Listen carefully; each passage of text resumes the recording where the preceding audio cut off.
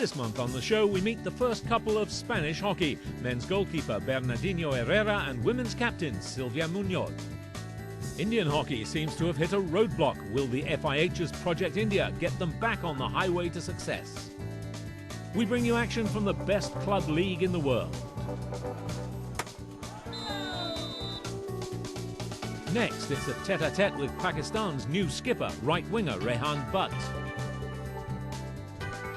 And finally, we round up what's been a busy year for world hockey.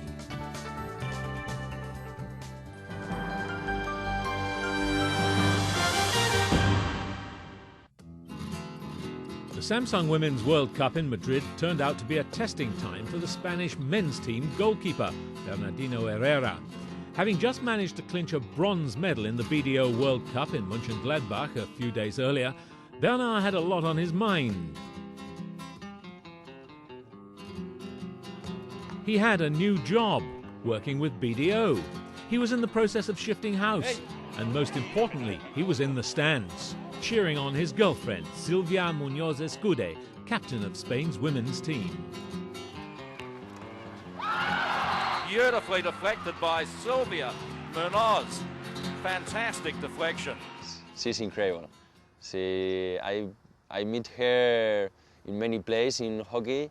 Since the first time I see her, Silvia she's really nice and she's really, I can't explain.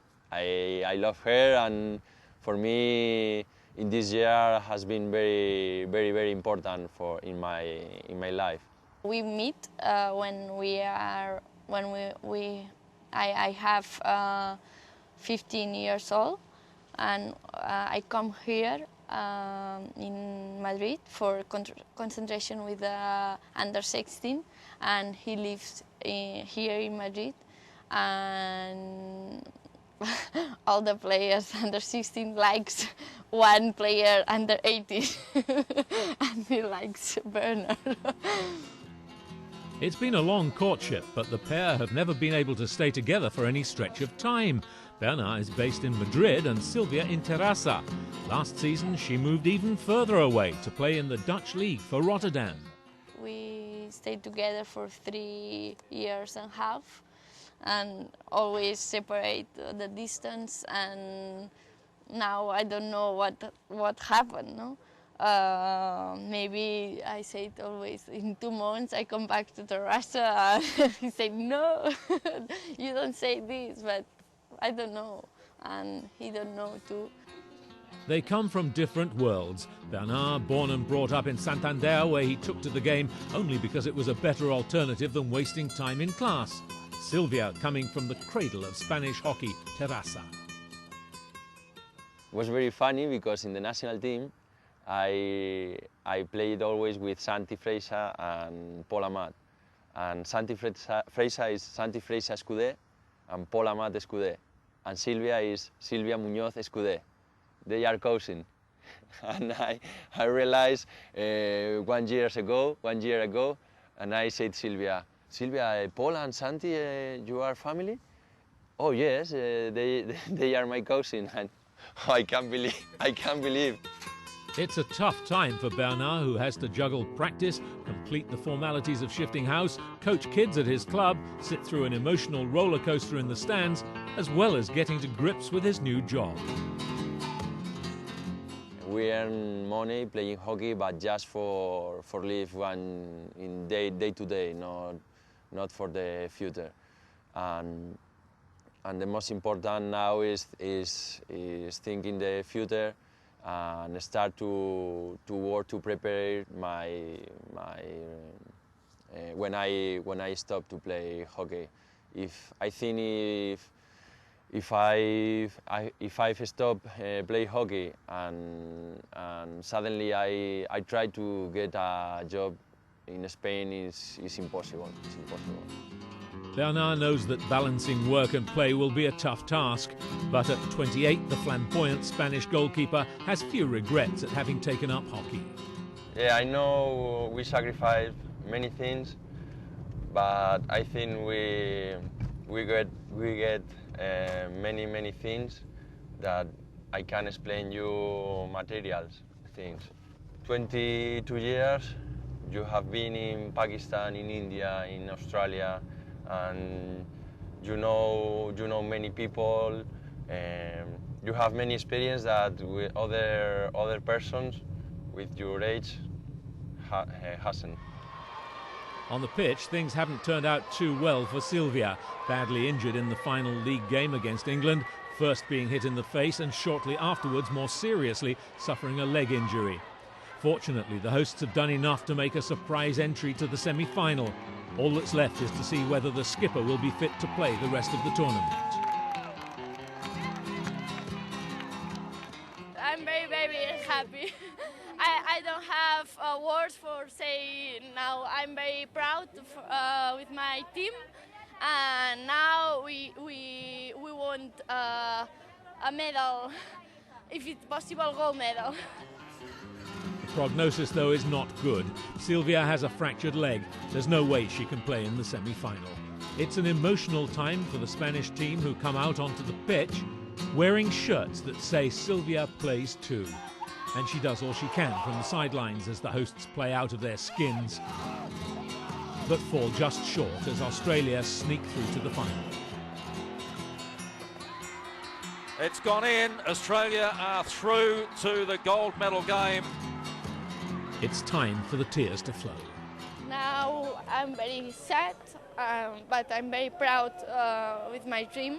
I think that is a very good match for day, and I think that our team is one team for enter the final in this World Cup. A heartbreaking end to the Madrid fairy tale, and Spanish hockey's first couple will now turn their thoughts to setting up house.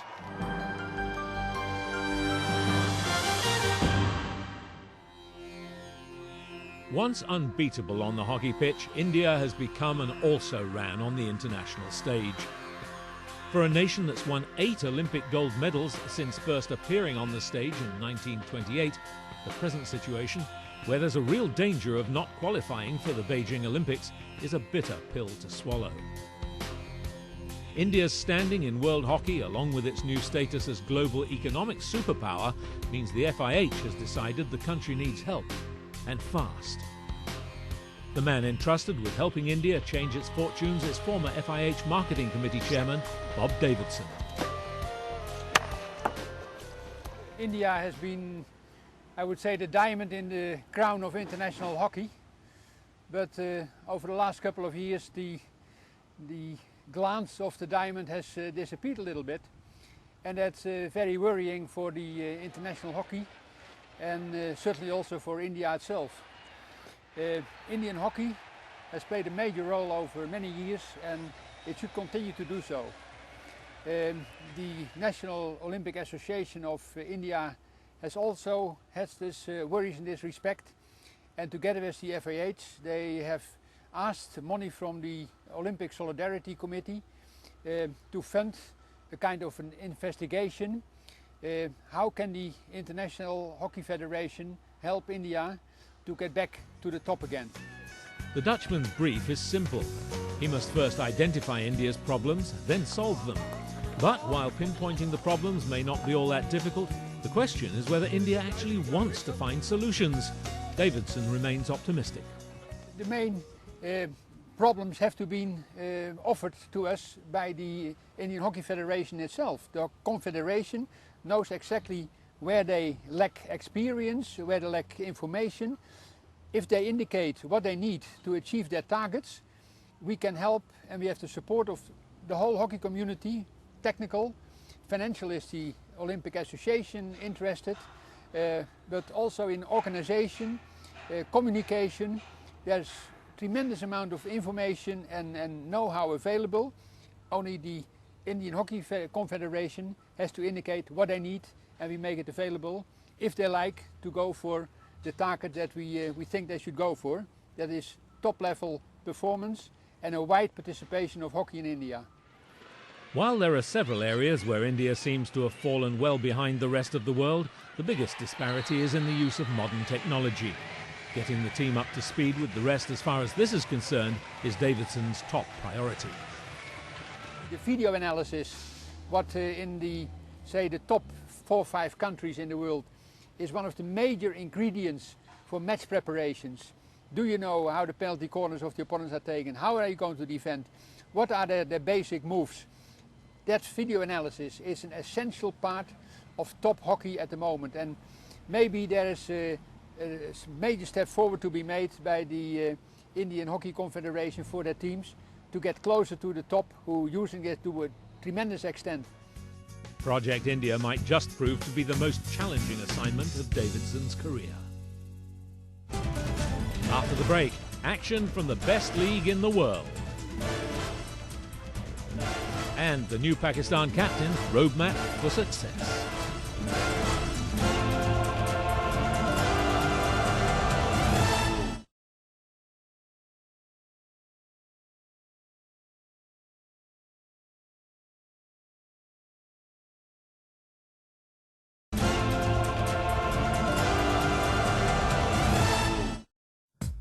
Germany's victory over Australia in the Men's World Cup final ensures they finish the year at the top of the Sahara World Hockey Team rankings. The Aussies trail the Germans by 20 points. World Cup bronze medalists Spain are third. After finishing 7th in the World Cup, the Dutch go into 2007 as the 4th best team in the world. Pakistan hold on to their 5th place, ahead of Korea, who surprised everyone by entering the semi-final at Mönchengladbach. India's slide down the rankings continues. They're in 7th place. Argentina also pay the price for a lackluster performance, going down to 8th. Fast improving England climb up to 9th, and New Zealand complete the top 10. Netherlands extend their lead at the top of the Women's Sahara World Hockey Team rankings after winning the Samsung World Cup title. Australia move up 2 places thanks to their 2nd place finish. Argentina slipped down a place after finishing 3rd in Madrid. Germany's poor show sees them drop a place to 4th, followed by China, also dropping a place to 5th. Japan's impressive 5th place finish helps them jump 2 places to 6th. Spain's semi-final entry moves them up to 7th. New Zealand dropped 2 places to 8th. Korea also slipped 2 to 9th. And the United States completes the top 10.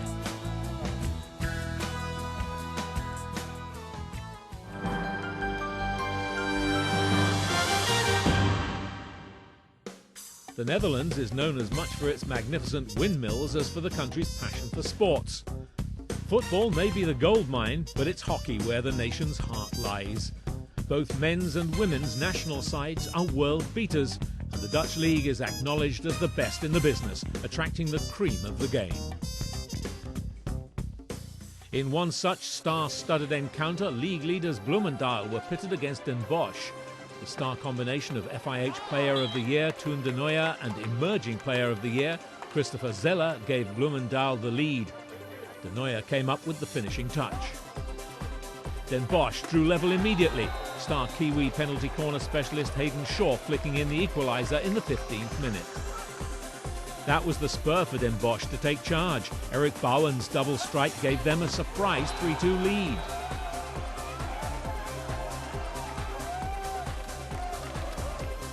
But then one German striker decided to take things into his own hands. Zeller, who struck the title-winning goal in the World Cup, has been the league's most prolific scorer this season. His twin strikes gave Bloemendaal a 5-3 lead and took his own tally to 29 league goals in just 11 matches. With a minute to the final whistle, Dutch international Ronald Brouwer completed his hat-trick and sealed the victory for Bloemendaal. The win kept the league leaders' 100% record intact. So with 11 wins from 11 matches, Bloemendaal lead the table with 33 points. Amsterdam are in 2nd place with 20. After this loss, Den Bosch dropped down to 8th place with 13 points. Unlike the men's, the women's league is a much closer contest, with Den Bosch, Amsterdam and Laren breathing down each other's necks. In a top-of-the-table clash, Den Bosch met Amsterdam. League leaders Den Bosch took the lead in the 15th minute through Emil Mol.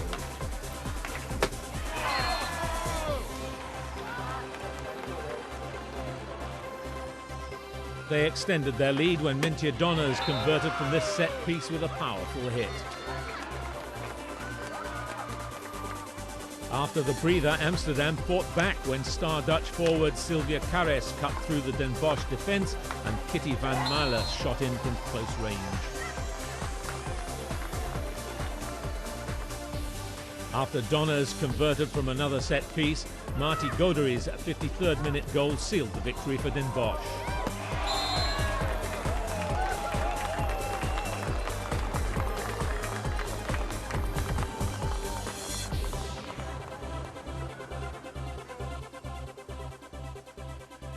So they stay top of the table on 24 points, closely followed by Amsterdam and Laren.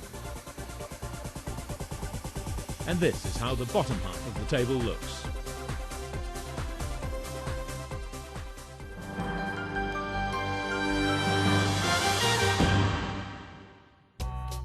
Pakistan's new skipper, Rehan Butt, has a huge task ahead of him as he tries to turn his team's fortunes around at the Asian Games. Elevated to the position after the Pakistan Hockey Federation decided to jettison controversial skipper Mohammad Saqlain, along with the great Sohail Abbas, Wasim Ahmed, Khazanfar Ali and Adnan Zakir, Butt knows that with only the top two at Doha getting automatic qualification for the Beijing Olympics, it'll be important to ensure his team peaks at just the right time. Events काफ़ी ज़्यादा हो गए हैं अब आप पूरा साल hockey खेलते रहते हैं तो मेरे ख्याल से कोई दुनिया का ऐसा प्लेयर नहीं है कि जो पूरा साल अपनी जो है परफॉर्मेंस को एक ही मेयार पे रखे अप डाउन्स आते रहते हैं लेकिन प्लेयर का एक टारगेट होना चाहिए कि उसने मेन कहाँ पे जहाँ पे बड़े इवेंट्स है कहाँ पे अपनी पीक लेके आनी है Pakistan's strength has always been its powerful forward line, and they have rarely been short of scoring power. Rehan gets the shot straight through the goalkeeper's legs. Rehan Butt gets his second. Pakistan their third and will level pegging again. Now leading an inexperienced team, Butt is aware that he and Shakil Abbasi will have to get most of the goals. देखिए मेरा शकील अब्बासी के साथ हमेशा eye contact रहता है ground में जब मैं देखता हूँ कि मेरी मार्किंग बहुत टाइट है इस राइट साइड पे दूसरी टीमों ने बहुत मार्क किया हुआ है तो मैं अब्बासी के साथ अपनी स्विच करता हूँ पोजीशन देखें आजकल की इंटरनेशनल हॉकी में जब तक आप अपनी जगह स्विच नहीं करेंगे आपकी फॉरवर्ड्स की अंडरस्टैंडिंग नहीं होगी तो टीम कभी भी कामयाब नहीं होगी और कभी भी आप अच्छे फॉरवर्ड नहीं बन सकेंगे One of the finest right wingers in the world today, the 26-year-old Butt discovered his true place on the field quite by accident. मैं शुरू में जो मेरी स्टार्टिंग कैरियर था वो सेंटर फॉरवर्ड था मैं सेंटर फॉरवर्ड खेलता था मेरी बॉल के साथ स्पीड बहुत अच्छी थी तो उस दौर में काशिफ जवाद सेंटर फॉरवर्ड होता था तो मुझे इस बॉल के साथ स्पीड बहुत अच्छी थी मुझे स्विच करके राइट आउट किया गया और जब मैं राइट आउट खेला तो परफॉर्मेंस मेरी काफ़ी अच्छी बेहतर थी तो उन्होंने मुझे फिर राइट आउट खेल दिया और मुझे राइट आउट खेलने का इतना मज़ा आया कि मेरा एक पैशन हो गया कि मैंने खेलना ही राइट आउट है His explosive pace has always set him apart from other right wingers, yet he's candid enough to admit he wouldn't have been as great a success on the left.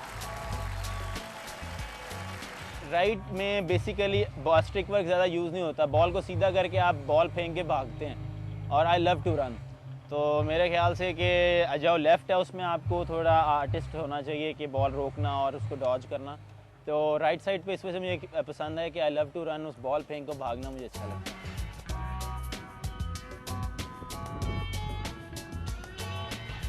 And Butt's love for running will be a vital part of coach Shahnaz Sheikh's plans as he plots out his campaign to regain the Asian Games crown. Their form hasn't been too good of late, but the skipper's confident that if his young side clicks, there'll be no stopping them. मेरे ख्याल से Pakistan hockey team को काफ़ी देर से problem चल रही है कि कंसिस्टेंट परफॉर्मेंस नहीं दे रही और पाकिस्तान का यही है कि पाकिस्तान जिस टूर्नामेंट में कंसिस्टेंट परफॉर्म करेगा वो पाकिस्तान टीम इंशाल्लाह ताला वो टूर्नामेंट जीतेगा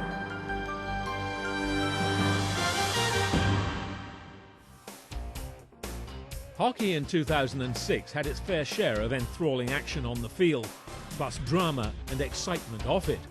This World Cup year witnessed many upsets and upheavals in the battle to set a new world order. But eventually the big guns came up trumps. Let's rewind the eventful year that was.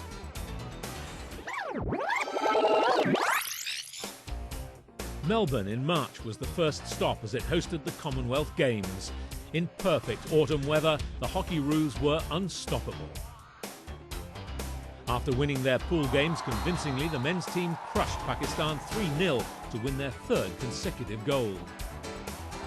The Hockeyroos women completed a golden double, beating India in the final. The 2,500-year-old city of Changzhou in China played host to 12 teams vying for 5 remaining qualifying spots for the World Cup. In the last day of pool matches, England beat Belgium to become the first team to book their ticket to Mönchengladbach. In Pool A, a 2-2 draw with Ireland ensured Pakistan's entry for the big event. New Zealand beat Malaysia 4-2 to book their trip to Germany. In the last pool match, Korea met China. Needing a win, the Koreans scored a goal in each half to take 4th spot. In the 5th place playoff, Japan beat France to qualify for the 2nd World Cup in a row. In the final, the Black Sticks continued their dominant form against the Koreans. Still Archibald, 4 on a string. Takes it to the baseline, puts it back to Hari, on the reverse, hello. Let's make it 4-1. And with the title in the bag, it was haka time for the Kiwis.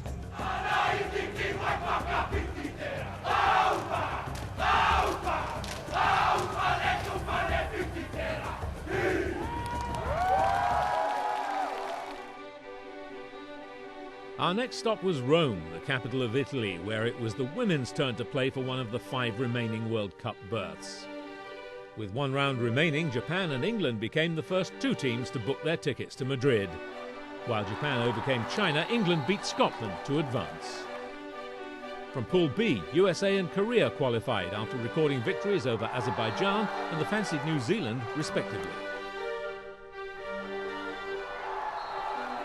China earned the 5th and final qualifying berth with a 3-1 win over France in the 5th place playoff. The final pitted England against the Koreans. England came from a goal down and scored twice in the final 10 minutes to win the title and end with a perfect winning record.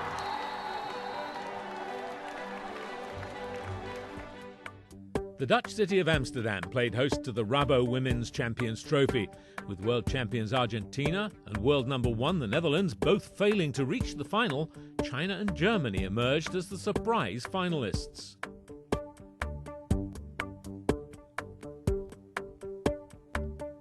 Oh, it's gone in! That is the golden goal. Germany have won the Rabo Champions Trophy. And so the Olympic champions became the Champions Trophy winners. Terrassa, a little town just outside Barcelona, was the venue for the Men's Champions Trophy. Hosts Spain and defending champions Australia impressed with their free-flowing hockey, but they failed to reach the final.